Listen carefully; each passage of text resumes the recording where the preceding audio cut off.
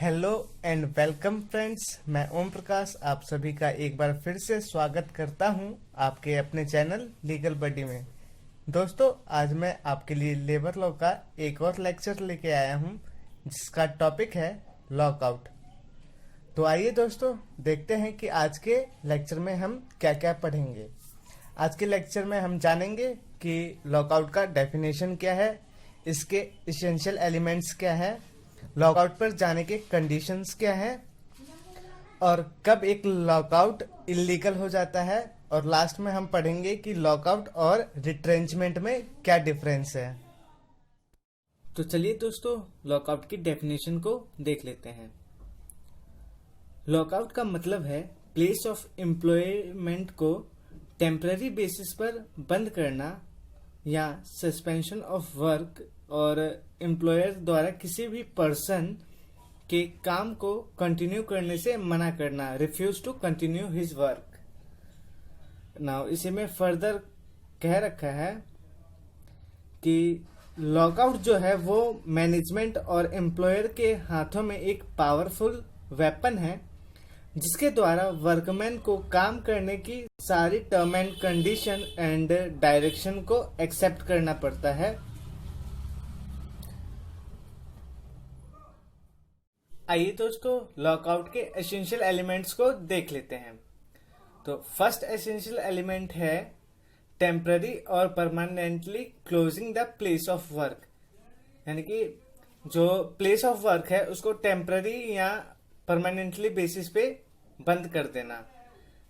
Second point है such method is adopted to put pressure on the workman, यानी कि जो वर्कमैन है, ये मेथड जो है वो इसलिए अडॉप्ट किया जाता है ताकि कि वो वर्कमैन पे जो मजदूर है उन पर प्रेशर डाल सके।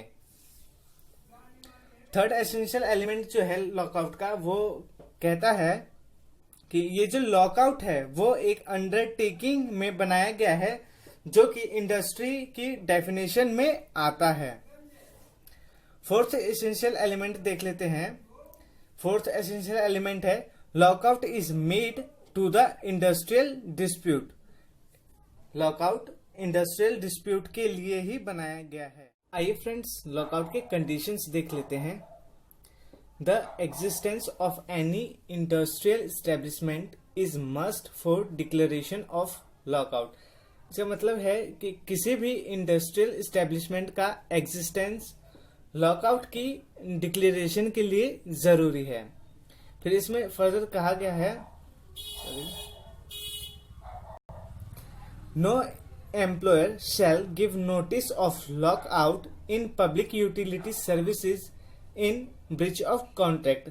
मतलब कि कोई भी एम्प्लॉयर जो है वो कॉन्ट्रैक्ट को ब्रीच करके पब्लिक यूटिलिटी सर्विस में लॉकआउट का नोटिस नहीं दे सकता। तो इसमें आगे फर्स्ट कंडीशन बता रखी है कि विदाउट गिविंग द वर्कमैन और their union a notice of lockout within 6 weeks before lockout.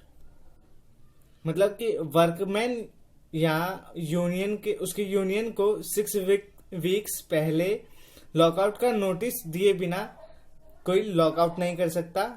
Second point इसमें बता रखा है कि with in 14 days of giving such notice, मतलब कि 14 दिन के भीतर। या थर्ड पॉइंट इसमें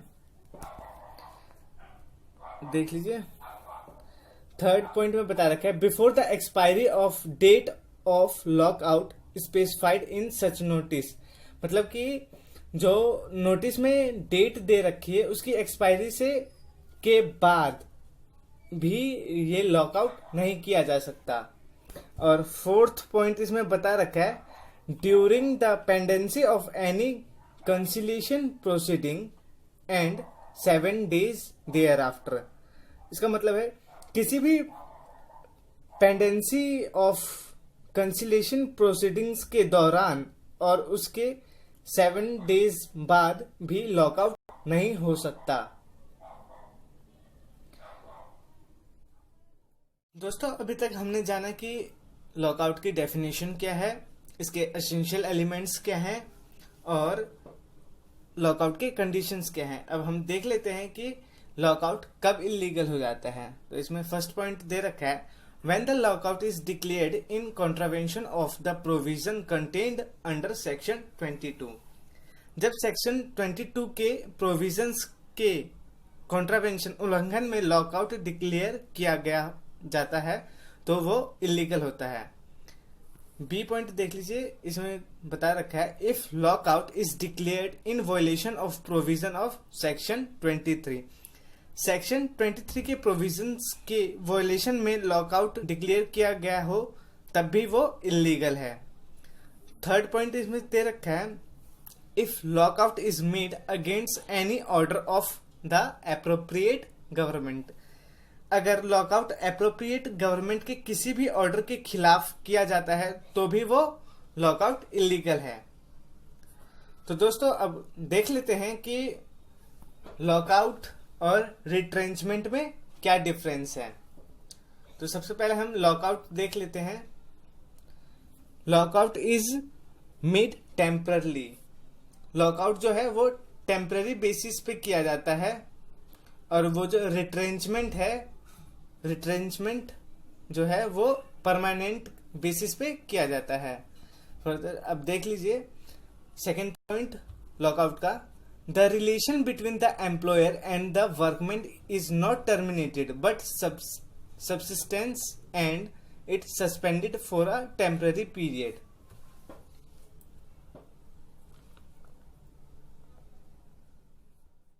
तो आइए दोस्तों आज के वीडियो का लास्ट टॉपिक देखते हैं, difference between lockout and retrenchment.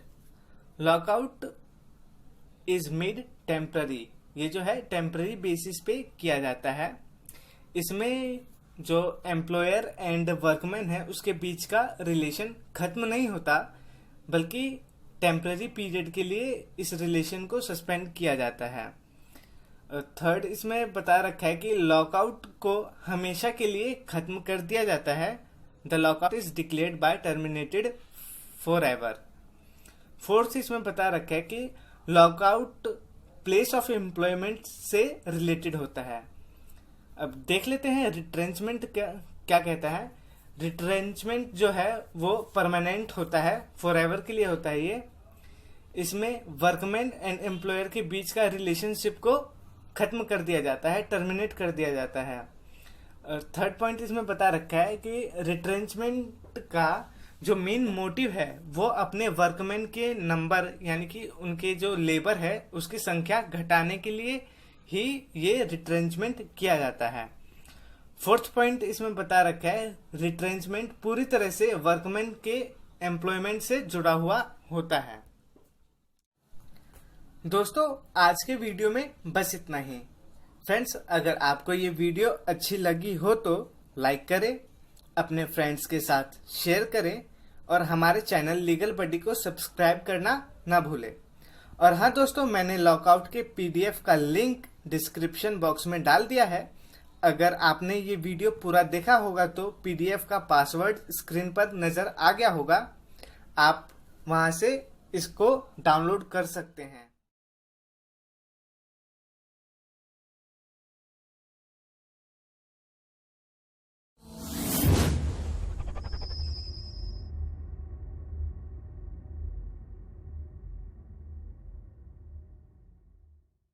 Yeah.